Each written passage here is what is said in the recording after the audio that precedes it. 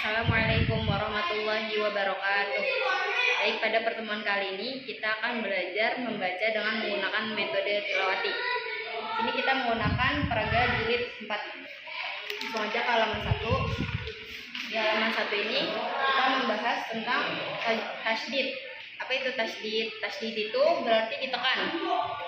Sini ada lam berharokat sukun dan lam berharokat fathah. Cara membacanya ditekan. Contohnya salah sama dengan salah, salama. Lanjut, sabata, habata, fadhala, faroha. Perlu diperhatikan letak tasydid itu berada, karena sering terjadi kesalahan. Ada yang hurufnya nggak bertasydid tapi dibaca bertasydid. Misal harusnya fadhala tapi ada yang membaca fadhala. Itu salah ya. Lanjut ke halaman berikutnya. Di halaman 2 ini kita nggak ada pembahasan pokoknya. Lanjut ke halaman 3. Ini kita membahas tentang mat. Di sini ada mat yang panjangnya bisa 4 atau 5 harokat. Boleh salah satunya. Kenapa? Karena setelah mat ini ada hamzah. Jadi ini namanya mat jaiz munfasil. Ini setelah mat ada hamzah yang berharokat di kalimat lain, panjangnya 5 harokat. Cara membacanya seperti ini. Ma'amuruhu. Gitu ya. Lanjut ke halaman 4. Di sini ada mat yang setelahnya ada huruf hamzah juga. Boleh dibaca 4 atau 5 harokat. Ini namanya mat wajib mutasil.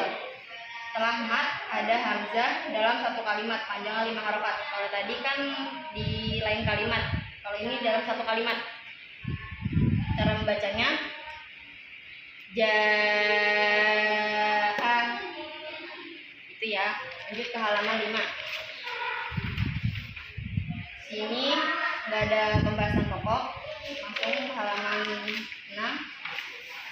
Nah, di sini kita belajar mengenai nun bertasydid dan mim bertasydid. Setiap nun dan mim bertasydid dibaca mendengung. Jadi nun dan mim bertasydid bacanya mendengung. Seperti ini contohnya. Mendengungnya kita pakai 3 harokat. Inna sama dengan inna, amma sama dengan amma. Oke, lanjut ya ke halaman 7. Sini kita belajar mengenai kalimat yang diwakafkan. Di sini ada kalimat akhir yang diwakafkan. Seperti contoh ini begini bacanya. Yakinun, yakinu, yakinin, yakini, diwakafkan, yakin. Jadi ini semua ketika ada wakaf dia berubah jadi sukun. Dia ketika wakaf panjangnya bisa memakai 2, 4 atau 6 harokat.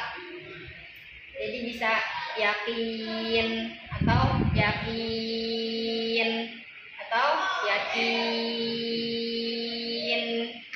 Itu ya. Nah, di sini juga ada cara mewakafkan nafsihi, diwakafkan nafsi. Itu cara mewakafkannya. Ini namanya mat arid disukun. Jadi dia panjangnya boleh 2, 4 atau 6.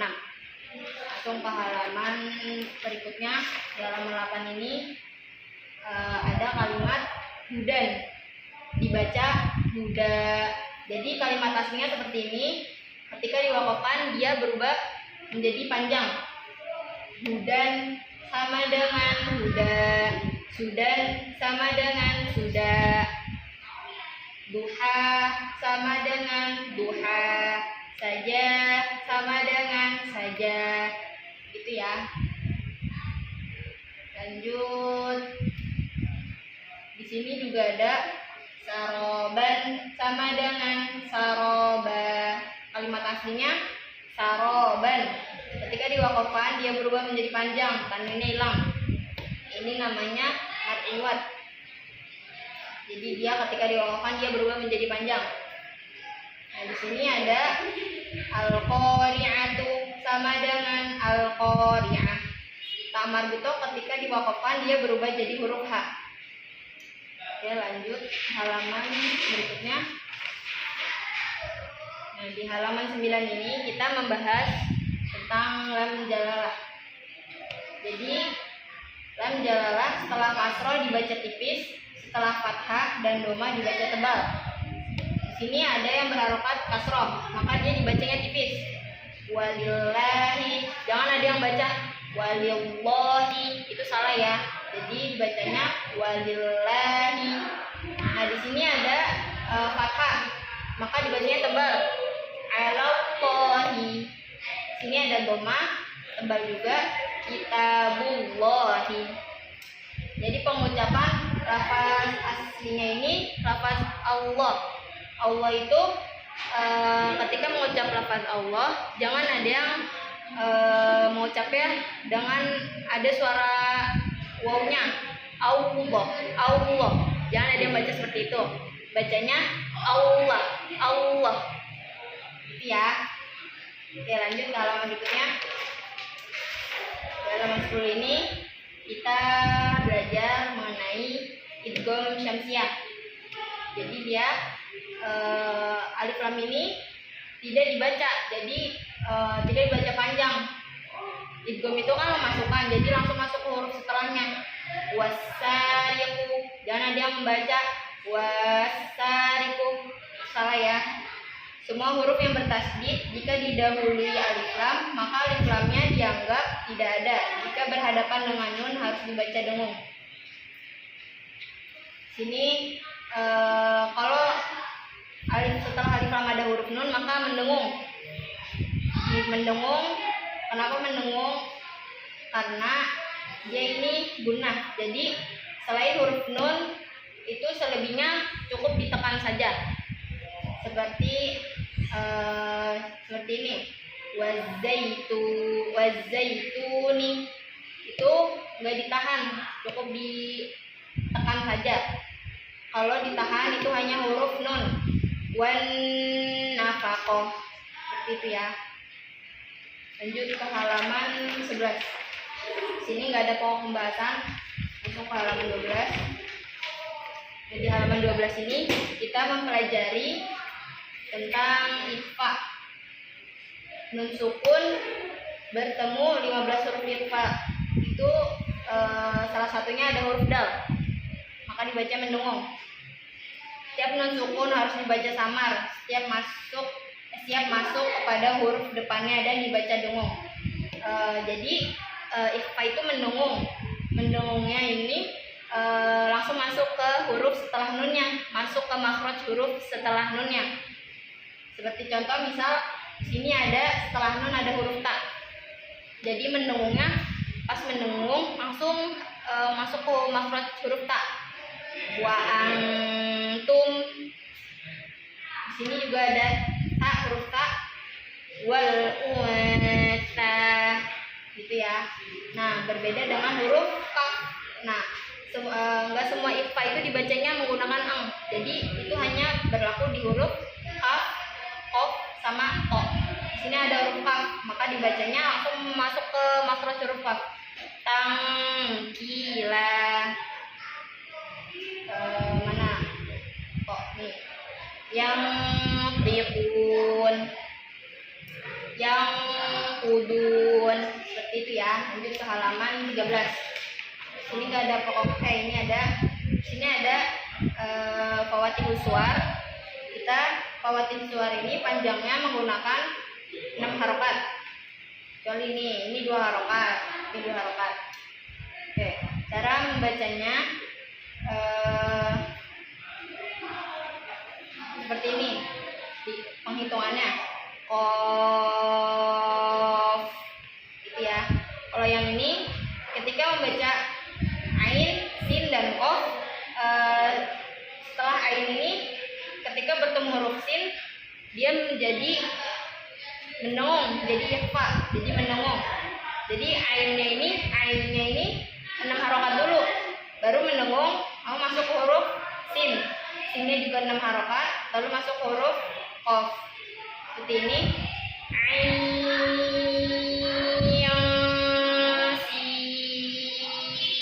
Yang qaf. Begitu ya. Lanjut ke halaman 14. Di sini ada perbedaannya. Di sini ada wawunya, nanti ada berharokat, di sini nggak ada. Jadi wawu ini, wawu yang tidak ada sukunnya dianggap tidak ada. Jadi wawu yang tidak ada sukunnya ini kita anggap nggak ada. Jadi kita nggak baca. Kita nggak baca panjang. Jangan ada yang baca ula, itu salah ya. Jadi langsung ula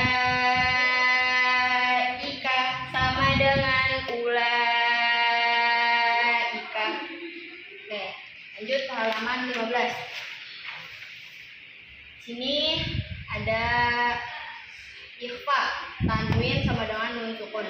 Tanwin yang bertemu huruf kaf. Kaf ini termasuk salah satu dari 15 huruf ikhfa. Setiap huruf yang bertanwin harus dibaca samar, masuk dan mendengung selama 1,5 alif seperti dengungnya nun sukun. Jadi tanwin sama seperti yang nun sukun sebelumnya. Tadi sebelumnya kita belajar nun sukun yang bertemu huruf ikhfa. Nah, di sini kita belajar tanwin yang bertemu huruf ikhfa. Di sini bertemu huruf kaf. Jadi sama seperti nun tadi. Ikhfa itu yang mendengung yang menggunakan hanya huruf kaf, qaf sama to. Di sini ada huruf kaf. Seperti ini cara membacanya. Rasulin karimin. Tuh. Nah, di sini ada huruf K juga. Cara membacanya masuk ke makhraj huruf K juga. Hayyatun tas'a. Itu ya.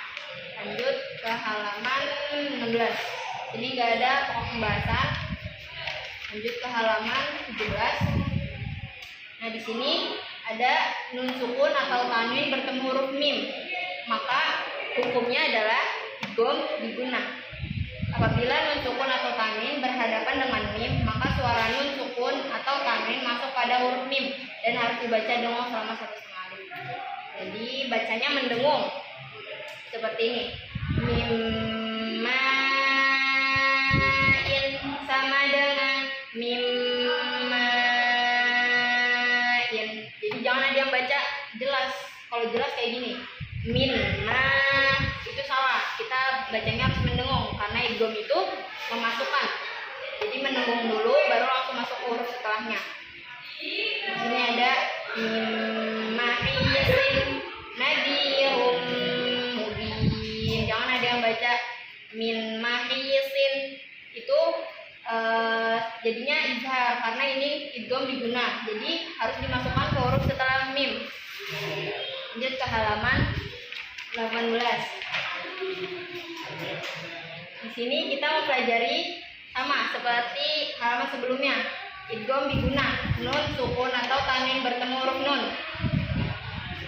Apabila ada nun sukun atau tanwin berhadapan dengan nun, maka harus dibaca dengan dengung seperti dengungnya nun tasdid. Sama kayak nun tasdid sebelumnya, cuman ini hurufnya nun. Karena idgham diguna itu dua hurufnya ada 4. Ya, nun, mim, waw. Di sini salah satunya adalah huruf nun. Cara membacanya min nadrin, ditahan dulu baru langsung masuk huruf setelahnya. Jangan langsung min nadrin, itu nggak ditahan. Jadinya bukan memasukkan. Langsung ke halaman berikutnya. Sini nggak ada pokok pembahasan. Nah, di sini kita belajar dari bismillah dulu. Bismillahirrahmanirrahim. Lanjut di baris ke-1. Ulaika fi jannatin mukramun. Di sini mukramun. Jadi dia harus manyun. Mukramun. Itu ya, manyun. Di sini juga wa ma minna illa lahu maqamun